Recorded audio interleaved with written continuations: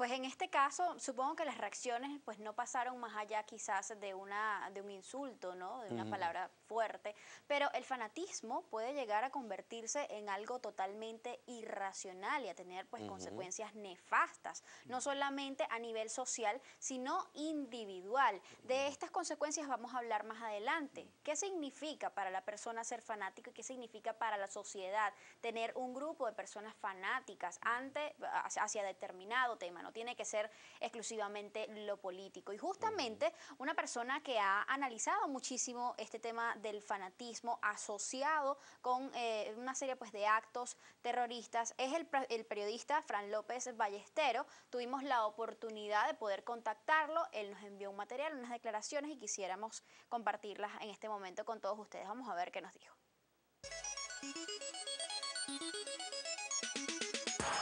Parte de lo que estamos viviendo en este momento en los medios de comunicación, observándolo en las pantallas, leyéndolo en los periódicos, no es nada menos que la autentificación de una verdadera industria, que es el terror, cuya matriz fundamental es el fanatismo.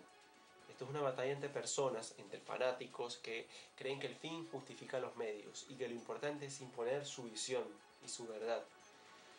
Me explico un poco del término de fanático, viene del latín fanum, que significa lo sagrado, lo que es inquebrantable, lo que se debe imponer. Y es hoy en día lo que vemos en la historia del terrorismo. Se trata de una lucha de quienes piensan que la justicia debe impartirse de cualquier forma sin importar el valor a la vida, sin importar a quienes se afecten, con tal de dar a conocer su visión como única. Desgraciadamente, el fanatismo está intrínseco en la naturaleza humana. El problema son los niveles y hasta qué grado puede llegar a convertirse en terrorismo. Amos Oz, el escritor israelí que ha vivido en carne propia el conflicto entre palestinos, entre israelíes, decía que la esencia del radicalismo radica en obligar a los demás a cambiar. Y ese cambio, o la forma en que se da en ese cambio, es el principal problema. Como es lógico, todo tipo de persona que es capaz de hacer semejante barbaridad fue educado, fue desde pequeño cultivado, incluso siendo un adulto. Entonces hay un problema de educación también mezclado en la matriz de este gran problema. Hacer un terrorista lleva tiempo, dinero, esfuerzo, pero al final se logra el cometido. ¿Y cómo combatirlo? Es el gran desafío que todos tenemos. Reír, estudiar, leer, culturizarnos. Pero hay siempre un eje del mal que trata de imponer su visión.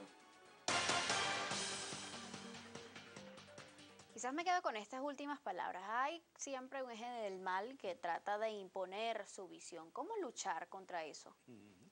Sí, mira, la educación es clave, la formación es clave, la posibilidad de entender que hay otras realidades, que existen otras formas de ver el mundo, otras formas de profesar la fe, eso es clave. Ahora, eso tiene que empezar desde la casa. Yo creo que se aprende, ¿no? Se aprende, hay un aprendizaje por los referentes, por el modelaje que tengo, en donde yo siento que la tolerancia hacia el otro, el respeto hacia la diversidad, el reconocimiento del otro, pasa por esos espacios mucho en tu metro cuadrado, cómo lo vives en tu cotidianidad.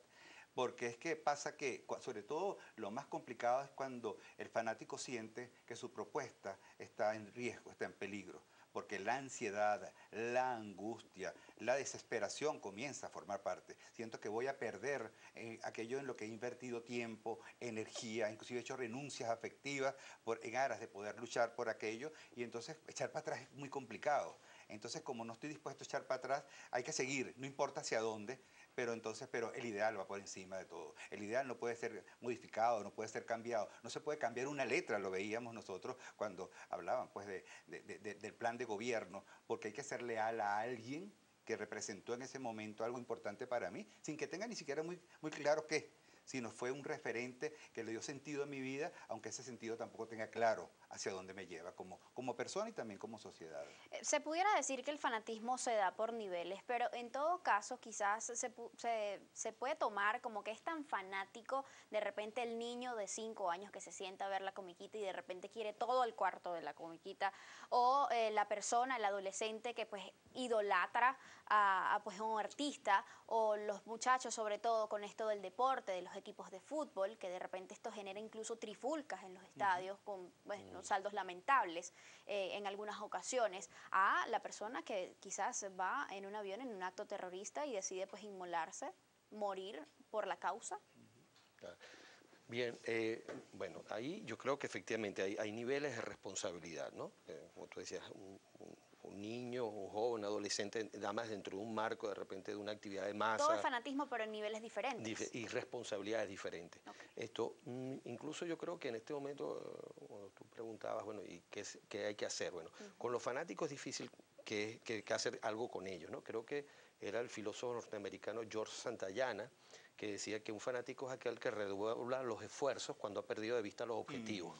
Entonces, yo creo que eso es clave, ¿no? Es decir, a lo mejor inicialmente aquella persona tenía unos ideales, pero al final esto simplemente, como decía aquí el profesor, sigue adelante independientemente de los costos humanos y que pueda acarrear. Entonces yo diría que hay un tema de responsabilidad de las propias sociedades, es decir, las sociedades no pueden dejarse, las personas adultas que forman una sociedad, permitir que nos impongan un discurso de violencia y de intolerancia, como decía el periodista ahora, ¿no? Es decir, tú no me puedes obligar a mí, ¿verdad?, a cambiar, independientemente que hayas tenido coyunturalmente una mayoría electoral o no, como ha ocurrido en Venezuela. El gran politólogo italiano Norberto Bobbio decía que el principio de mayoría tiene límites. Y uno de esos límites es que yo no puedo imponer la locura porque tengo la mayoría. Se pierde entonces el respeto de la individualidad. Exactamente. Entonces, no, nosotros en nuestro escenario, en este caso, en el caso venezolano, en otras partes del mundo, como se vio en la respuesta al terrorismo islámico en Francia, tiene que ser contundente, clara. Es decir, aquí no vamos a dudar sobre los valores políticos que representa Occidente.